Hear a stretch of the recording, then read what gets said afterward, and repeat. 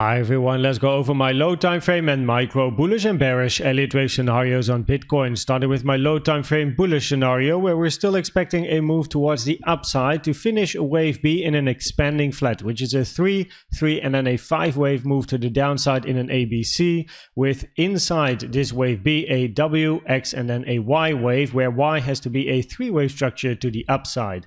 The most common target for wave B and wave Y is between 31.9k and 32.4k, close to the 2022 range highs, for then maybe a liquidity grab and a move towards the downside.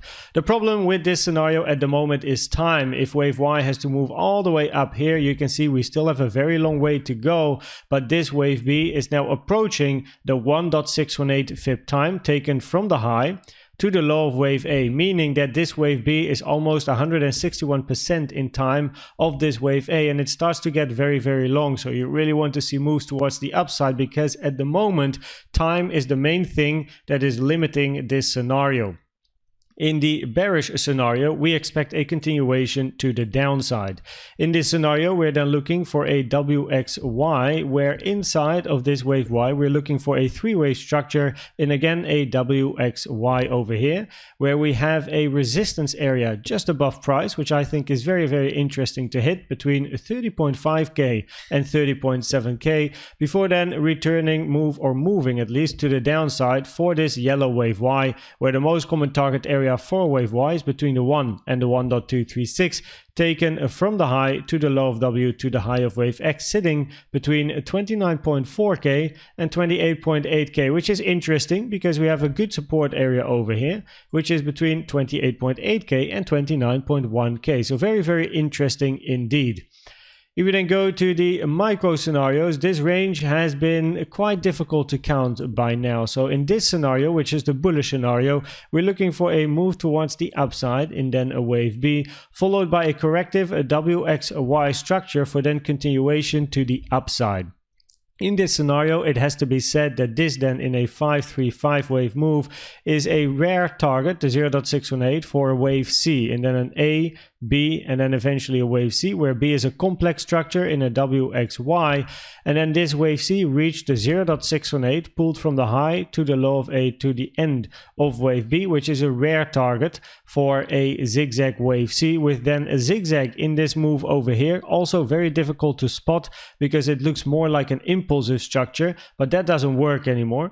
And then we have an expanding flat in a wave Y. So it's a zigzag expanding flat in this scenario, where the most common target there for wave Y is between the 1 and the 1.236, taken from the high to the low of W to the high of wave X, which has been nicely respected, and price also took the double bottom that we have over here. So it took the liquidity for then potentially this move towards the upside in then a wave Y, where we're looking for a 3-wave structure. Now price also has a double top, actually two. First of all, we have a high over here and a high over here. You could even call it a triple top if you count this one as well, because this high and this high by itself already create a double top, because this one is just a little bit lower than the one on the left. So yeah, maybe you could call it a triple top that we have at the highs, and usually these things are a magnet for price, especially as it is below an important resistance area. So that's very interesting for a move towards the upside.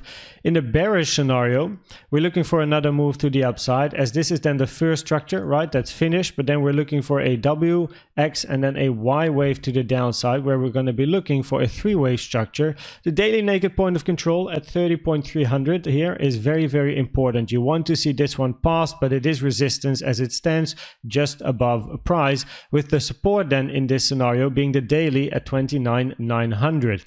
Now what's a bit awkward about this scenario is that this wave X finishing at this high didn't even reach the 0.618. So if this is a zigzag down in an ABC, you want to see a 3-wave structure here as well. And usually the minimum targets for 3-wave structures are the 0.618 fibs, taken then from the low to the high to, I took this low over here for then an expanding flat finish. So you have a 3, 3 and then a 3 to end it, but it didn't reach the 0.618, making it a bit awkward to count in my opinion. But we shouldn't underestimate the fact or forget about the fact that we still have a daily over here that is in confluence with taking this low for then potentially a hit and a run towards the upside.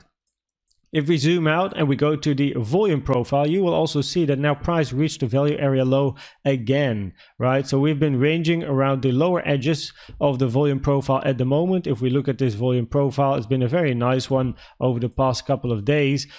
But here we moved to the upside, to the middle, couldn't go any further, moved down, point of control up once more, and now back to the value area low. So, we're back testing basically the value area low. So one could look for a move to the value area high. But of course, local signs and your entry requirements are going to decide if you want to take that long or not, because you have your plan, you have your strategy, you have your entry requirements. And if this fits your plan and your strategy, there's no reason not to take it. If it doesn't fit your plan or strategy, then of course, it's not a good idea. Stick to the plan. If we then look at the CVD divergences, we do have a bullish CVD divergences over here. Higher low in price, lower low on the CVD, which is a bullish divergence where the target is going to be this high. Interestingly, yesterday, once we made this wick, price started to create bearish CVD divergences on the move down. So there's downwards pressure where then eventually that led to taking the double low that we have over here with this wick. And if I show you the bullish CVD divergence first, you can see we have a higher low on price but a lower low on the blue CVD, which is a bullish divergence with the target up here. And if I actually move my chart to the right a little bit and we use this low, then again we have a higher low still on price, but also on yellow over here a lower low. So again, a bullish CVD divergence with the same high over here being the target. But more locally, what happened was very interesting because price was moving to the downside over here, and sometimes you saw those bearish CVD divergence pop up, especially over here with this little green candle compared to the green candles prior. You can see over here we have a lower high on price, but we have clearly a higher high on the CVD, right? With this yellow line, it's higher than over here and over here. So that was one of the indications. There's more if you can go to the lower time frame or want to go to the lower time frames.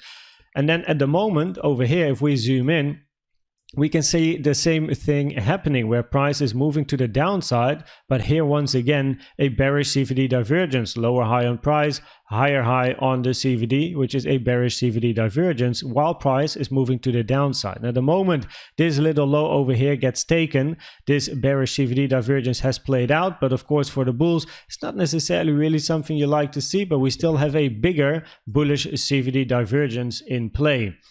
If we then finally go to the probabilities, then probabilities wise, my preferred scenario on the low time frame is the more bearish scenario, which is this one over here. Now the drawing is from last week, but basically saying that we have a move down, move up, and then a continuation to the downside, where I still think this blue target box is very interesting as a target. Of course, price can continue moving down, but this blue target box over here would be a very interesting target, and then observe the reaction here for then a move towards the downside. If price in the bearish scenario over here decides to move to the downside immediately, it's very important to think or at least to observe what the volume is going to do. If we get a very impulsive high volume move, this might be the beginning of a bigger impulsive structure for the for example, where we're going to take this low. But as long and at the moment it looks like this, it's three wavy, it's good for a wave Y and then again a move to the upside. But on the micro, my preferred scenario at the moment would be this one over here, where we then have a W three-wave structure in a WXY to finish X, and now we're looking for a wave Y to the upside to take that triple top actually over here and reach that blue target box. I hope this video was helpful or valuable to you. Please check out the most recent educational video I've made about the best trading indicator you can use, which is the CVD. And for now, thanks for watching and subscribing, and I'd like to see you at the next one. Bye bye.